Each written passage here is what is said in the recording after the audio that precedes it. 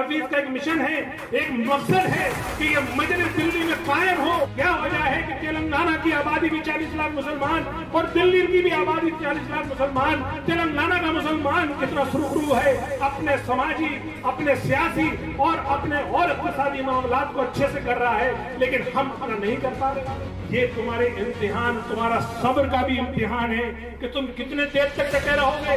कलीमुल हफीज को इंशाअल्लाह आप अपने साथ पाओगे। है कि दिल्ली के जितने भी सरकारी दफातर हैं उनकी तमाम बोर्ड उर्दू में भी लिखे जाएंगे। ये अरविंद केजरीवाल की सरकार जिसमें उर्दू डेस्क था, उस उर्दू डेस्क को खत्म कर दिया। उसमें 6 लोग अपॉइंट थे, उसके साथ जो उर्दू अकेडमी थी जिसका सिर्फ 10 करोड़ रुपए बजट था, इस सरकार ने उस बजट को खा गई। जो शीला दीक्षित 2008 में जिसका संग बुनियाद रख गई थी, उन्होंने भी 5 साल मुसलमानों को बेवकूफ बनाया। देखो मैं तुम्हारा हज हाउस बना रही हूँ, तो उन्हें तो अल्लाह ताला ने सजा दे दी, उन्हें तो अल्लाह ताला ने 17 की सजा दे दी कि आज तक कांग्रेस एक सीट के लिए तरस रही है। इसी तरीके से आते आपका दिल्ली माइनॉरिटी कमीशन जिसमें डॉक्टर जफरुल इस्लाम साहब थे, जब उन्होंने थोड़ा सा काम करना शुरू किया और जो माइनॉरिटी पे जुल्म हो रहे थे, उन जुल्मों के लिए जब उन्होंने चीफ मिनिस्टर को ही नोटिस दे दिया, तो चीफ मिनिस्टर ने सोचा यार ये क्या मुसीबत है। अब ऐसा आदमी लाके बिठा दो तो बिल्कुल गूंगा हो, न पढ़ सकता हो, न लिख सकता हो, न बोल सकता हो। इस पहले दिन से लड़ाइयां मौजूद हैं। कितनी बार ऐसा हुआ कि वो जब हमारे दोस्त थे, थोड़े दिन के बाद वही दुश्मन हो गए, फिर पता चला वो दोस्त हो गए, फिर वो दुश्मन हो गए, फिर पता चला कि उन्होंने कोई नया शरीफा छोड़ दिया, तो हमारा पूरा साल इसी बात में निकल गया कि हम किसको मनाएं और कौन रूठ जाए। लेकिन क्योंकि लीडरशिप की जिम्मेदारी है कि एक भी शख्स छूटना नहीं चाहिए, हमारी कोशिश आखिर तक यही रही कि हर शख्स को हम सीने से लगा लें, उसको इज्जत दें। लेकिन हालात का तकाजा कभी कभी ये होता है कि एक को मनाओ तो दूसरा रूठ जाता है। अभी भी मुझसे जरूर कुछ लोग रूठे होंगे, तो मैं उनको भी ये पैगाम देना चाहता हूं कि कलीमुल हफीज अपनी जात के लिए इसका सदर नहीं बना है। कलीमुल हफीज का एक मिशन है, एक मकसद है कि ये मजलिस दिल्ली में कायम हो और इस मिल्लत की जो सियासी रुसवाई जो बरसों से चली आ रही है वो दूर हो, इसको इस्तकामत मिले, इसको भी वो सियासी वकार और वो सियासी कुव्वत हासिल हो जो और दूसरे सूबों में जहां मुसलमानों ने मेहनत की वहां हासिल कर ली। आखिर क्या वजह है कि तेलंगाना की आबादी भी 40 लाख मुसलमान और दिल्ली की भी आबादी 40 लाख मुसलमान, तेलंगाना का मुसलमान कितना सुरखरू है, अपने समाजी, अपने सियासी और अपने और इक़्तिसादी मामलात को अच्छे से कर रहा है, लेकिन हम अपना नहीं कर पा रहे। तो अगर उसके बैकग्राउंड में जाएंगे, उसके नीचे जाएंगे, तो पता ये चलेगा कि उन्होंने सन 58 से ये काम करना शुरू कर दिया था जो आज हम कर रहे हैं। उन्हें 64 साल लगे हैं, जिस वजह से जिस बुलंदी पे वो इस वक्त पहुंचे हुए हैं। आप चूंकि सेंटर में हो, कौमी राजधानी में हो, तो आपको कम वक्त में कामयाबी मिल जाएगी। तो मेरे दोस्तों, बुजुर्गों, आप ये मत समझना कि काम पूरा हो गया। मेरे हिसाब से तो अभी पहला कदम भी पूरा नहीं हुआ है। सफर लंबा है, रात लंबी है और अंधेरी भी है, सुबह देर से होगी। ये तुम्हारे इम्तिहान, तुम्हारा सब्र का भी इम्तिहान है कि तुम कितने देर तक डटे रहोगे। कलीमुल हफीज को इंशाअल्लाह आप अपने साथ पाओगे, अपने मिशन के साथ पाओगे। मेरी लफ्ज़िशें हो सकती हैं, मेरे काम में कोई कमी हो सकती है, मुझसे गलतियां हो सकती हैं, मेरे डिसीजन में कुछ ऐसी दूरअंदेशी ना हो जिसमें आप में ज्यादा सलाहियत हो, लेकिन मैं आपको यकीन दिलाना चाह रहा हूं कि आप अपने सदर पे कभी शक मत करना। जिस दिन अगर अपने आपके सदर को कोई गलत काम करना होगा या किसी को धोखा देना होगा, उस दिन सदर मजलिस दिल्ली के से इस्तीफा दे देगा, बजाय इसके कि वो अपने साथियों को या अपनी मिल्लत की आंखों में धूल झोंके। तो 1 साल होने पर यकीनन मुझे भी फख्र है और कभी कभी ताज्जुब भी होता है कि ये पूरा कैसे हो गया। न मेरे साथियों को यकीन था, जो मुझे लेकर आए थे उनको यकीन नहीं था कि ये 1 साल पूरा कर लेंगे। मुझे खुद भी यकीन नहीं था कि मैं 1 साल पूरा कर लूंगा, क्योंकि मुझे कोई गलतफहमी नहीं है। मैं अपनी कमजोरियों से वाकिफ, मुझे मालूम है कि मेरे पास रिसोर्सेज नहीं है, मुझे मालूम है कि मैं अच्छा स्पीकर नहीं हूं और मैं कभी किसी सियासी पार्टी को मैंने चलाया भी नहीं, कोई मैंने इलेक्शन भी नहीं जीता।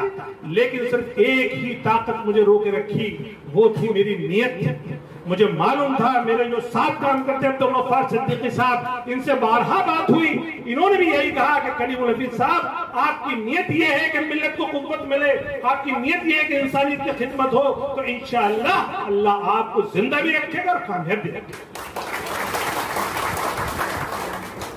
सो मेरे दोस्तों बुजुर्गों, मैंने जो जिस तरह के काम किए उसमें जो सबसे इंपॉर्टेंट चीज थी वो थी हमारी जबान उर्दू। उर्दू जो ऑफिशियली सेकंड लैंग्वेज है दिल्ली की, अगर इसकी सिर्फ ऑफिशियल सेकंड लैंग्वेज के पे ही काम कर लिया जाए तो हजारों जॉब मुसलमानों के लिए निकल आएंगी। क्योंकि हर महकमे में ट्रांसलेटर चाहिए, हर जगह उर्दू लिखने वाला चाहिए, हर जगह उर्दू की एप्लीकेशन रिसीव करने वाला चाहिए। लेकिन क्योंकि मुसलमानों ने अपनी कभी इस खूबी को या इस ट्रेजर पे ध्यान नहीं दिया, वो तो मेरा भी ध्यान तब गया जब जामिया नगर के थाने से उर्दू में जो नाम लिखा हुआ था वो हटा दिया गया। तब जाके मैंने भी एक्ट पढ़ा, और एक्ट पढ़ने के बाद फिर मेरी आंखें खुली कि ये तो एक्ट ऐसा कहता है कि दिल्ली के जितने भी सरकारी दफातर हैं उनकी तमाम बोर्ड उर्दू में भी लिखे जाएंगे। उन तमाम में एक आदमी ऐसा रखा जाएगा जो उर्दू समझ सके, उर्दू की एप्लीकेशन रिसीव कर सके। लेकिन क्या ऐसा है? नहीं है। ये अरविंद केजरीवाल की सरकार जिसमें उर्दू डेस्क था, उस उर्दू डेस्क को खत्म कर दिया। उसमें 6 लोग अपॉइंट थे, उसके साथ जो उर्दू अकेडमी थी जिसका सिर्फ 10 करोड़ रुपए बजट था, इस सरकार ने उस बजट को खा गई। बस जरूरत के हिसाब से थोड़ा सा बजट देती है, उसमें जो आसानियां हैं यानी कि जो वैकेंसीज है उसको फिल नहीं कर रहे। इसी तरीके से हज हाउस जो शीला दीक्षित 2008 में जिसका संग बुनियाद रख गई थी, उन्होंने भी 5 साल मुसलमानों को बेवकूफ बनाया, देखो मैं तुम्हारा हज हाउस बना रही हूं। तो उन्हें तो अल्लाह ताला ने सजा दे दी, उन्हें तो अल्लाह ताला ने 17 की सजा दे दी कि आज तक कांग्रेस एक सीट के लिए तरस रही है। लेकिन दूसरा जो शख्स आया वो 2013 से एक डमरू बजा रहा है। कभी मनीष सिसोदिया आते हैं और वो कह देते हैं कि देखिए मैं भव्य हज हाउस आपको दूंगा। इस शख्स को भी नसीब नहीं हुआ कि एक ईंट भी वहां लग जाती। इसी तरीके से आपका दिल्ली माइनॉरिटी कमीशन जिसमें डॉक्टर जफरुल इस्लाम साहब थे, जब उन्होंने थोड़ा सा काम करना शुरू किया और जो माइनॉरिटीज पे जुल्म हो रहे थे, उन जुल्मों के लिए जब उन्होंने चीफ मिनिस्टर को ही नोटिस दे दिया तो चीफ मिनिस्टर ने सोचा यार ये क्या मुसीबत है, अब ऐसा आदमी लाकर बिठा दो जो बिल्कुल गूंगा हो, न पढ़ सकता हो, न लिख सकता हो, न बोल सकता हो। इसी तरीके से उन्होंने जितने मुस्लिम इदारे हैं सबका हाल वही किया। और आपकी चूंकि वो कमजोरी जानते हैं, जो मुझसे पहले एक शख्स ने बोलते वक्त कहा था कि वो जानते हैं, सारी पार्टियां जानती हैं, और अरविंद केजरीवाल ने तो मुझसे कहा है, मेरे इन कानों ने सुना है, वो कहते थे करीम साहब आप क्या बात कर रहे हैं डेवलपमेंट की, मुसलमान किसी डेवलपमेंट के चक्कर में नहीं पड़ता, वो तो सिर्फ एक ही चीज देखता है कि आखिर कौन सी पार्टी बीजेपी को हरा रही है और उसी को बेभाव और बेमोल वोट दे देता है। महफिल में कई लोग ऐसे हैं जो इलेक्शन को सियासत समझते हैं, दूसरे कई लोग ऐसे नहीं हैं यहां मौजूद क्योंकि इलेक्शन नहीं है। तो मेरे दोस्तों ये हमारी और आपकी बड़ी भूल है। सोनकर साहब ने बिल्कुल सही बात कही कि इलेक्शन तो हर महीने या हर साल या 2 साल बाद आते ही हैं। कभी लोकसभा का होगा, कभी विधानसभा का होगा, कभी काउंसिलर का होगा, लेकिन हम और आप अपने समाज को सियासी बेदारी के लिए निकले, हम और आप जो निकले हैं इसको सियासी कुव्वत बनाने के लिए निकले हैं। तो इलेक्शन तो इसकी परीक्षा है, इलेक्शन तो आपका इम्तिहान है, वहां रिजल्ट कार्ड मिलता है कि आखिर आप कितने कामयाब हुए, कितने कामयाब नहीं हुए। लेकिन जो कंटिन्यूस क्लासरूम है वो ये है कि आप अपने अज़्म के साथ, अपने दिन के प्रोग्राम के साथ और अपनी लीडरशिप के साथ कंधे से कंधा मिला के रात दिन काम करिए। अगर आपने काम नहीं किया तो वही गलती होगी जो आपके बड़ों ने आपके लिए काम नहीं किया था। तो आज हम और आप एक दूसरे पे ब्लेम लगा रहे हैं और यही माहौल आने वाली नस्लों का होगा अगर आपने आज अपना रात दिन एक नहीं किया। इसी नियत, इसी खुलूस के साथ मेरी पूरी जो प्रदेश लीडरशिप है वो रात दिन काम कर रही है। मुझे कोई फर्क नहीं पड़ता कि इलेक्शन टल गए या नहीं टले, मैं अपना काम वैसे ही करता रहूंगा जैसे पिछले 1 साल से करता आया था। मुझे सिर्फ आपका साथ चाहिए, मुझे सिर्फ आपका साथ चाहिए। मैंने कल ही बुला के 27 सदी के साथ कम से कम 4 घंटे डिस्कस किया कि आखिर मुझे ये बताइए कि अगर इलेक्शन 1 साल के लिए टल जाए, 2 साल के लिए टल जाए तो मुझे क्या करना चाहिए। तब इन्होंने मुझे जो बातें बताई वो बहुत लंबी है, लेकिन उसका जुज ये है कि हमें कोई काम ऐसा जरूर करना चाहिए जो स्टेशनड हो, यानी हमारा परमानेंट एक ठिकाना हो। जिस तरीके से हमारे मशवरे में बात आई कि हम कम से कम 10 विधानसभाओं को टारगेट करें और उस विधानसभा में कम से कम एक स्कूल हो, स्कूल चाहे प्राइमरी लेवल का हो चाहे छोटे बच्चों का हो, उस स्कूल के खर्चात वहां की विधानसभा निकाले। चाहे वो फीस लेके निकाले, चाहे वो चंदा करके निकाले, उसी स्कूल में शाम को डिस्पेंसरी भी चले, उसी स्कूल में और सारे जो रिफाई काम है वो चले। और ये कुर्बानी जहां जहां दी गई, मैं अपनी बात एक मिसाल देकर अपनी बात खत्म करूंगा। यही कुर्बानी सन 64 में प्रोफेसर गफूर ने मुस्लिम एजुकेशन सोसाइटी और इंडियन यूनियन मुस्लिम लीग के थ्रू केरला में दी।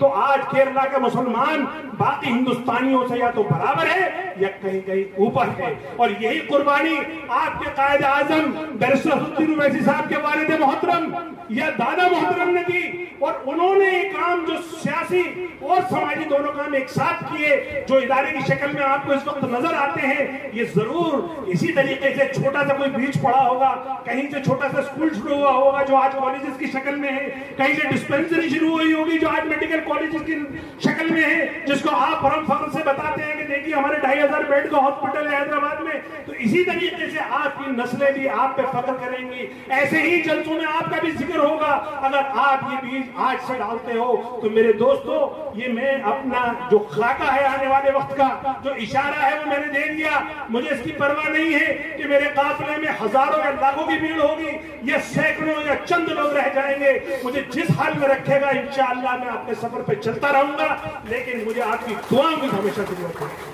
इन्हीं अल्फाज के साथ मैं आप तमाम हजरात का शुक्रिया अदा करता हूँ।